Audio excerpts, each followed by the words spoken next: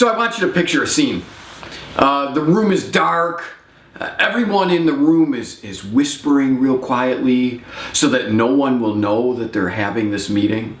All the cell phones are turned off. All the laptops are closed shut.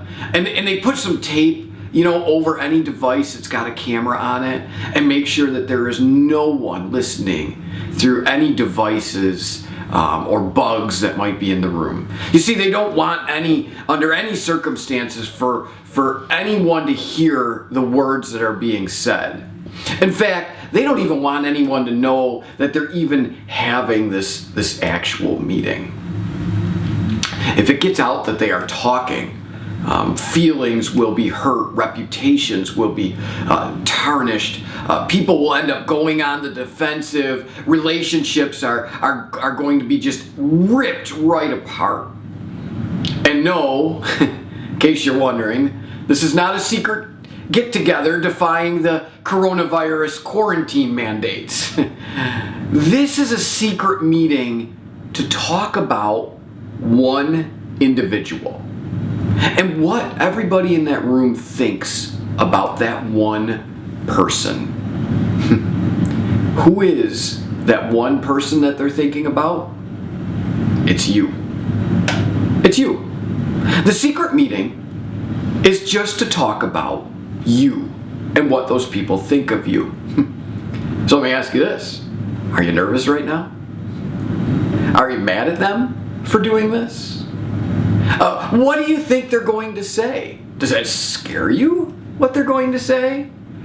Do you pretend, oh no, I just really don't care, but really, I think all of us would care if there was really a secret meeting to talk about what these people think about us. Okay, forget about your thoughts about it for a second and all the anxieties that I might have just brought onto you. What do you think people are really saying about you? I heard a person once say something like this, that if you have no enemies, it's because you don't stand for anything at all. The truth is that if everyone likes you, you're definitely doing something wrong. But if everyone is annoyed by you on the opposite extreme, you're also doing something wrong. I know people that actually fit into one or the other of those categories as extremes. But even if you're really well balanced in those regards, we have to wonder, what do people say when they talk about us? Hopefully, it looks something like this. Daniel chapter 6 and verse 1 describes a situation where people are talking about Daniel. Here's the situation that happens. It pleased Darius, he was the king, to appoint 120 satraps to rule the kingdom, with 3 administrators over them. One of those administrators was Daniel. Well, the satraps that were made accountable to them so that the king might not suffer loss. Now Daniel so distinguished himself among the administrators and the satraps by his exceptional qualities that the king planned to set him over the entire kingdom.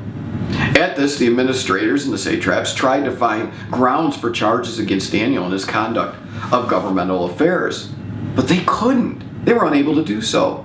They could find no corruption in him because he was trustworthy and neither corrupt nor negligent.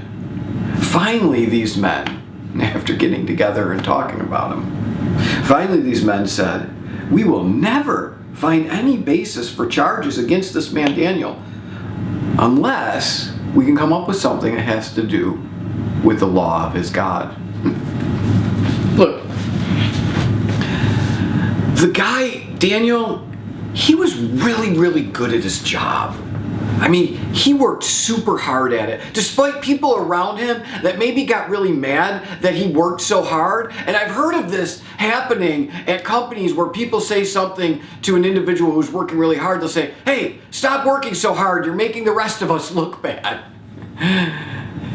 Don't go that route.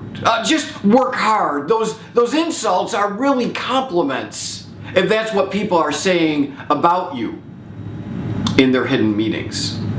And because Daniel did what was right and he was trustworthy in so many areas, that when the administrators got together in their secret meeting, the only thing they could say about him, like the king at least and his top dogs, the only thing they could say about him, let's promote this guy. But the one telltale thing of who Daniel really was, and what I really want people to say about me, was what Daniel's enemies, the lower high-ups, said about him. They said, we'll never find anything that we can frame this guy on because he does so much good. The only thing we can hold against him is his relationship with God. Wouldn't it be great if the people that gathered in the room to talk about you said, well, I don't agree with her, but she's hard not to like because of who she is. And it's going to be really hard to get the world to turn against her. Wouldn't it be great?